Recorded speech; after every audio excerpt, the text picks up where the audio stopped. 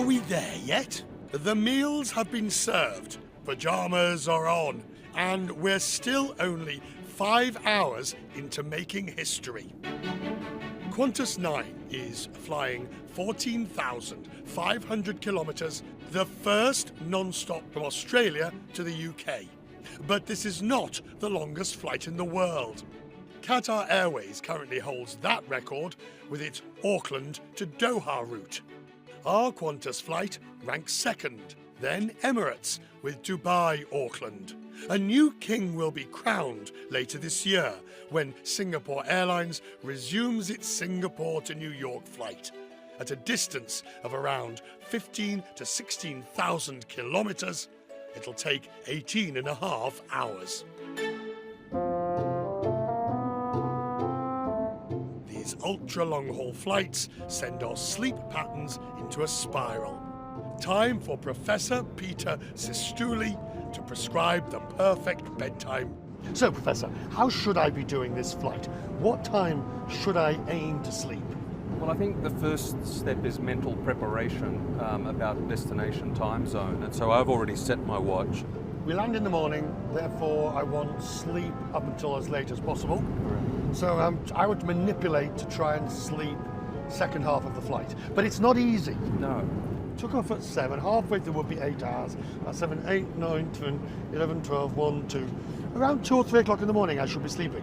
That's correct, but that will be 2 o'clock in the morning Perth time. It'll be about 7 p.m. London time. Which would be about right. Yeah. Let's see if I can do it. What time are you going to sleep? I'm going to first watch you fall asleep and then I'll go to sleep. As my fellow passengers start to wind down, a reminder, we're flying the Kangaroo route 2 ways, as it is in 2018 and as it was in 1947. We've already had an overnight in Singapore, now on to India. Calcutta was the India stop on the original 1947 Kangaroo route. Bombay, as it was called back then, was added in the 1950s as more destinations were included.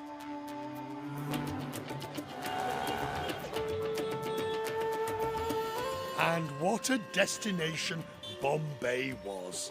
This port city was the cosmopolitan centre of India, full of art and culture. The gateway to India, as the inscription says, erected to commemorate the landings in India of their Imperial Majesties King George V and Queen Mary on the 2nd of December 1911. That's when their Majesties were here, but this wasn't erected for another decade at least.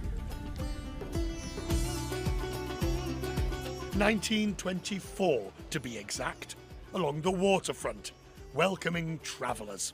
Later, this would mark India's future as the last British soldiers passed through and India was no longer under colonial rule.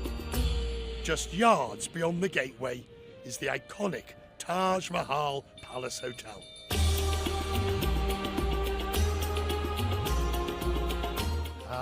You can't beat tradition, like a grand hotel staircase with a floral arrangement.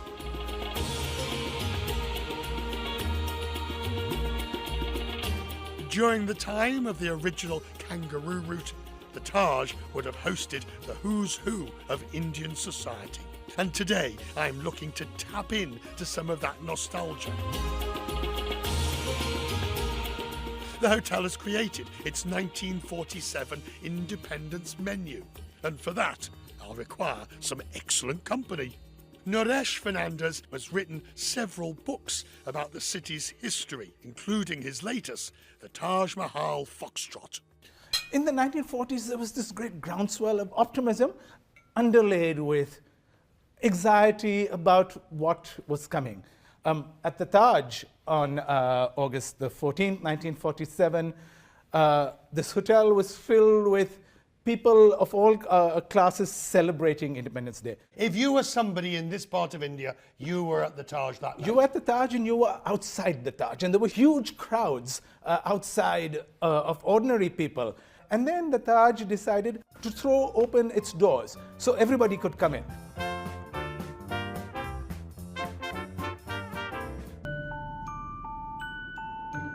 Ah, yes, to dream. Back on board Qantas 9. And recently we've just turned into sunset sleep. The cabin temperature has been lowered, the lights are out. It's time to put this plane's passengers to sleep. We've got hours to go, and many more things that we need to look into for the ultra-long haul flight. We are about halfway through our journey from Australia to London, 2018 style, and back in 1947.